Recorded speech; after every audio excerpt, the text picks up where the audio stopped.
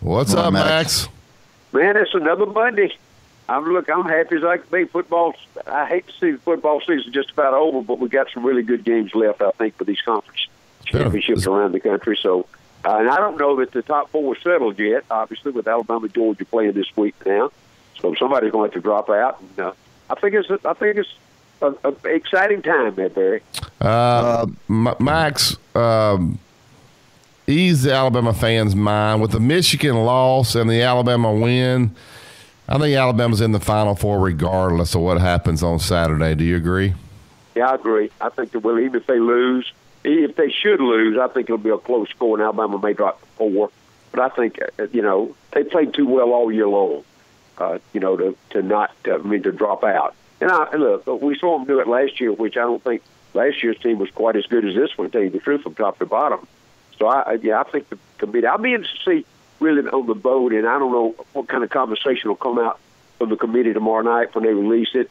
But I think the majority of the committee probably is going to feel the same way, Barry. Yeah, Dab. I think LSU got a royal screw in that game, and I'll tell you why.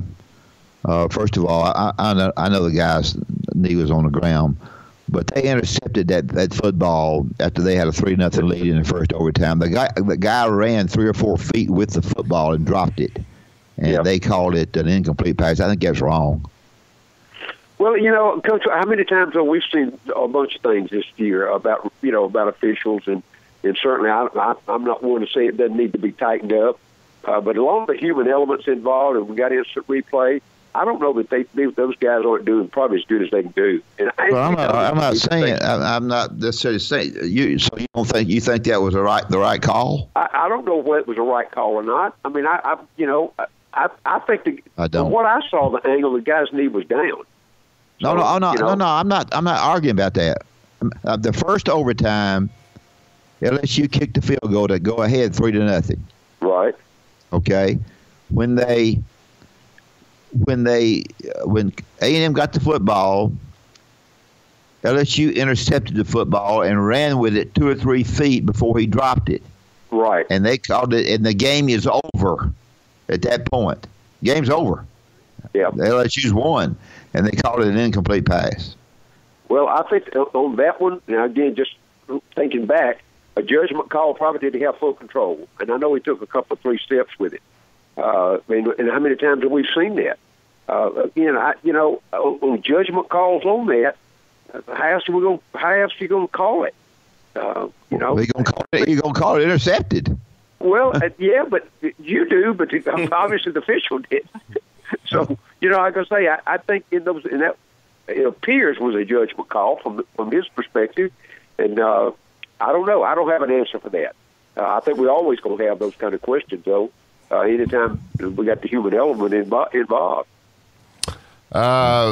Max, let's look at the game this weekend, Georgia, Alabama. I was surprised. I looked at some of the stats that Georgia's 13th in the conference in sacking the quarterback. I always think of Kirby Smart and kind of what he did at Alabama and how they got to the quarterback. One, does that surprise you? Two, do they not have good pass rushers? Are they playing a different scheme? Why are they not getting to the quarterback this year at Georgia? I think it's a scheme. I think the players have come. Remember, they had to replace 7 starters off that defense last year up there. So a lot of those guys early in the season were young players without a lot of experience. And I'm sure with Kirby and Mel Tucker that they've probably designed a scheme where they read on the line of scrimmage as opposed to bringing 5 or 6. So I think they've improved, but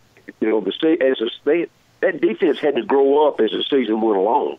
And I think what you saw this past weekend, I watched that game again last night with Georgia Tech, and they did. Tech just didn't have enough players, a really good players. And that's why I think Georgia dominated it so well. But they did. They caught the quarterback a couple of times, but they read upside most of the time on that line of scrimmage. Guard pull, the defensive tackle read it, the linebacker stepped up. There's all kind of things they did inside that they didn't put a lot of pressure, but yet they got to the quarterback mainly because they had better talent. If they don't get to Tua this weekend, Alabama will win big, I think. Yeah, me too, Dad. I don't think they'll win big. Ole Miss, fires a defensive coordinator, which naturally we knew that was coming, but is that going to save the rest of the staff? Well, Coach, the defense has been the worst, and again, 123rd, I believe, in the country in stopping the run. And I know the talent, and I know they had injuries. We know all that. But the fact is that the team itself, the whole defensive side of the ball, everybody in the country thought Ole Miss could score most against anybody. And they did until they got to the end of the season. And, of course, the defense didn't stay out there long. And, boom, boom, boom, teams go out. The offense had to come right back on the field. So I don't think they're through yet. I don't know where Longo's going to stay, going to make it or not, mainly because there was some questions about some of his calls and that offensive style, and can they recruit? And they're recruiting back to that style again. If you look at the top, they got 27 commitments now. 10 of them on that out of the 10, only one defensive player. And why is that?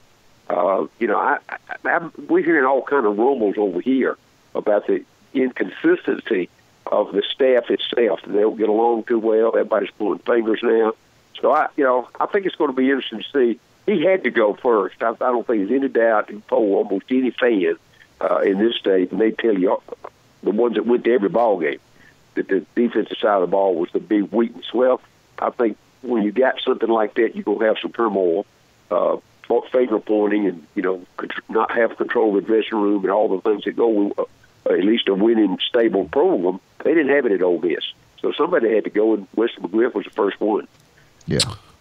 Flipping back to the Georgia-Alabama game, Max, Georgia leads the conference in rushing. Swift, Holyfield. I didn't think they ran Holyfield enough against LSU, to be honest with you. Wow, he was running the football. Can this team line up and run the football on Alabama, move the chains, run the clock? I agree with you. If they don't get to Tua, Auburn didn't get to him. Alabama didn't rush the ball on Auburn, but they threw it well in the second half. Can this Georgia team run the football against this Alabama front? I really think this is going to be a high-scoring football game. I mean, look, you got to not only think about the running game, but they offset with a pretty good passing game as well. So I think the intrigue to me is going to be the matchups. Is to what kind of defense do they run? Do they try to bring 6 as opposed to try to control the front with 4? Alabama, I'm making reference to. So I think the whole concept of getting ready to play, plus they got last year's game film to go with, plus all this year's, and they struggled. Remember, they had to go to overtime last year to win it. So I don't think there's any doubt that this is going to be probably one of the best football games of the year coming up. Everybody on the staffs we know have been pointing to this one game. They knew that when the season started. I think Alabama still has an edge, and the fact is they got more mature players than Georgia's got, even though they started with a bunch of young guys, and this is a 13th game of the year, and they've grown up a lot. But I'll still say the maturity of the staff on the sideline will overcome any mistakes that Kirby may make, because they still view at it to playing at that level, even though they got some great players. Yeah, last year's, I think they prepared for Jalen, and Coach Saban made the move. I think he had to. But this year, obviously, they'll be ready for everything Tua does. What will they learn? What have they learned, I guess, maybe how to defend this kid? Maybe you got to look at what Mississippi State did. Somehow you got to get licks on him. I think if his jersey's clean at the end of the game, then you're going to get beat bad. So what does Georgia do? Yeah, I think it's going to be the defensive scheme that they put together, and when they're going to try to blitz. Yeah. Because I think they're going to break down in the secondary. They don't have the part I'm watching is how many times they run zone coverage versus man against Alabama. Because I'm telling you guys, that's where I don't believe there's anybody in the country can line up and run man coverage every snap against Alabama with those 4 or 5 wide receivers. And if they don't blitz, they're going to put a back in the pattern. They're going to put the tight end in the pattern. And I think it's like a chess match. And I think each one is going to be really, really interesting. Of course, Alabama's got to play defense also, and stop what Georgia's able to do. That's why I think the sideline game to me is just as important this week as the on the field game. It's how they make substitutions, what the calls are down in distance, what the trends are. They've got all that stuff printed out on the computer this morning that they're already looking at. So putting that game plan together, the emotion on the field. I mean, it's really gearing up to be probably one of the games. I hate that term game of the century, but it's going to be one of the better games we've seen in a long time. Yeah. No, I think that because I'm kind of leaning towards Georgia because of the field goal kicker. I think he can make a difference big time. Yes, you're right. He can. Sorry. Yeah, I agree, Coach. I think Alabama finally got to what they got to inside the 30 the other day. You go back and look. I've said going into this last game against Auburn, I said on 4th down, I'm going for it, as opposed to, and sometimes even down on extra point, I go for 2 because the kicking game had been that bad at Alabama. But you're right, Georgia's. That kid, he hadn't missed but 1 the whole season. He's probably the best. He and the kid at LSU might be the 1 or 2 best kickers in the country. Where is Auburn going with Auburn? Where are they going with their? I know they've had a meeting where there's a lot of displeasure. Is it? I think the problem too is that they don't really have anybody to hire. He'll make it another year, but they don't have anybody to hire, and that's really going to be you don't even know what direction to go. That's what I see. Now, here's the thing: I go back to the basics. Let's go back to Coach Malzahn. He came in there when he had Cam Newton and was tagged as one of the great offensive minds in the country. Well, since that time, the only quarterback they've taken out of high school and to develop was Jeremy Johnson. Guys, that was a catastrophe. They got nowhere with him. So every time they've had decent quarterback play, it's been a transfer kid. That's why the Kelly Bryant names come up. I don't know how good that philosophy is, without a good running game to go with it. The running back situation, everybody thought Winslow was going to be the kid this year. He gets hurt again like Johnson did last year.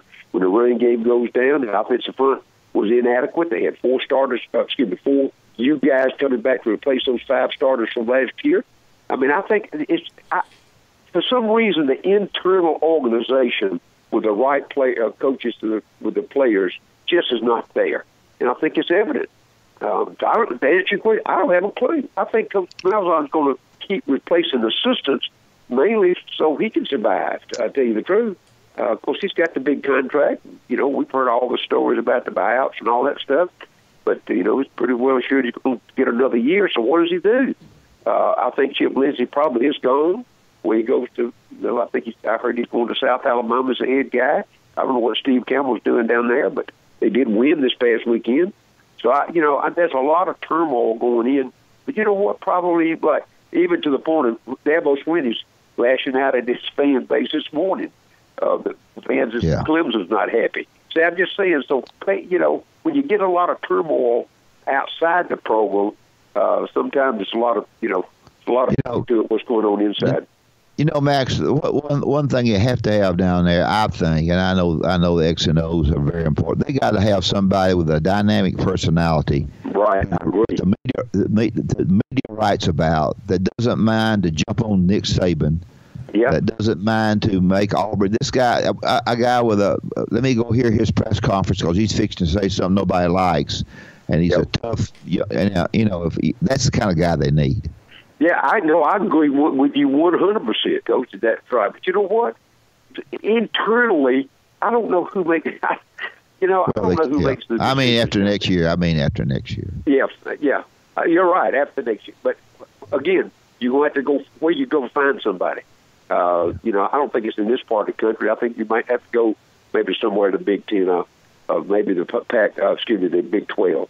I just think that I think the search is going to be probably more important right now than actually landing somebody that can actually carry the load for them. I agree. Tennessee, Max, look like Jeremy. I think he did a good job with the team. I don't think he had much to work with, but I think he lost his team. He lost his team at the end of the year. They looked like they wanted it to be over Saturday, and it is. There's no bowl practices. Are they heading in the right direction, or did they take a little step back here the last couple of weeks, getting blown out at home by Missouri and then getting blown out against Vanderbilt, not looking like they really wanted to be there? Yeah, no, I agree. I thought they had it, when they beat Kentucky, I thought they were on the way, to tell you the truth.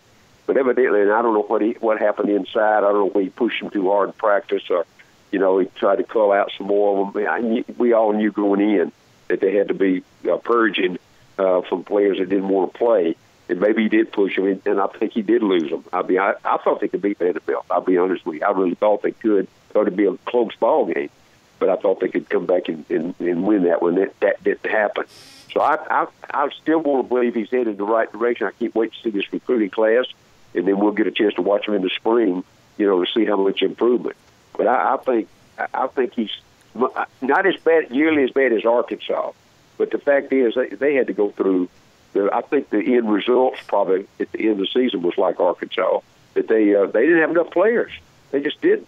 And from what all the ranking that Butch Jones had in a couple of classes up there, they may have gotten a few players out of that, but they didn't get 15 or 20 that they thought they had. And so I'm almost lost for words to say. I picked Tennessee to win that one this past weekend because I did think that they were on the way to get bowl bound. They used some motivation for the bowl game, but it sure didn't happen. Yeah, the guy said bowl. Means we got to practice this guy for another 6 weeks. We ain't doing that. You know what? That might be the attitude. You're absolutely right. I'll tell you, I got to give Vanderbilt a little bit of credit. Those guys put it together and did a good job. He goes to Notre Dame. They're going to be in the Final Four and gets beat 5-6 points. Yeah. Give Vanderbilt credit, but Tennessee, come on, you can't get beat that bad at home. And then no. Lastly, is Dabo Swinney, Max? There's people complaining about him giving up too many points. He's come out now and said if 12-0 ain't good enough, it's time to seek other places. Is he being too sensitive here? Come on, Dabo. I promise you, when I read that, you're going to think I'm crazy. The first thing I thought of, they've already contacted from Ohio State. I promise you that was the first thought that popped in my head when I read that this morning. That he's prepping just in case that there has to be a chance that they may offer him the job at Ohio State if Urban steps down. Oh, I'm sure he could have the job. He could have any job he wants. I think so too. I tend to agree, but I don't think the fan base really has thought through that. And who knows about the statements that came? That's the first time I've seen him take that sensitive stance. Because everybody, has got your critics out there. We all know that. Particularly if you're at the top. But what's the old story? It's lonely at the top. Man, when you're there and took a program like he has and put it at that position, you still going to have a few critics along the way. I'm really surprised this time of year with this kind of coming up with the playoffs, but that he took that stance publicly. I was kind of taken back a little bit. I reread that article about 3 times just to be sure. Yeah, I thought it was just let it go. I mean, come on, Dabo, move on. Who cares what they say? You're making that's 7 or 8 million. I mean, he's been there for he said 16 years. Yeah.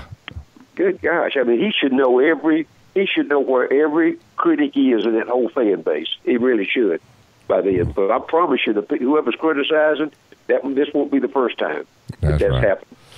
All right, Max, great stuff. We'll talk to you Friday. Thank you, Max. Appreciate it. All right, guys. Thank you. Friday.